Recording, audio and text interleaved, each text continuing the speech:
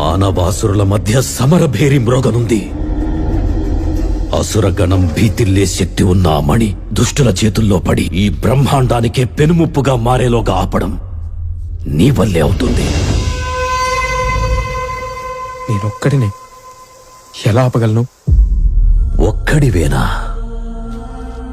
అరికాలు విదిలించి మహాసముద్రాన్ని లంఘించినవాడు,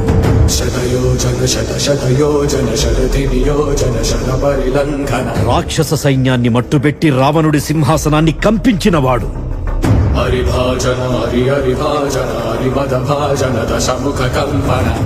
చిన్న నిప్పురవ్వతో లంకా నగరాన్ని అగ్నిలో అలికినవాడు,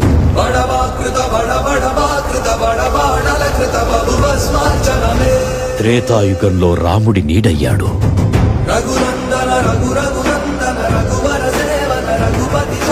ద్వాపర యుగంలో కృష్ణార్జునుల రథకేతనమై గర్జించాడు, కలియుగంలో ధర్మం కోసం పోరాడే ప్రతి ఒక్కరి వెంట ఉన్నాడు.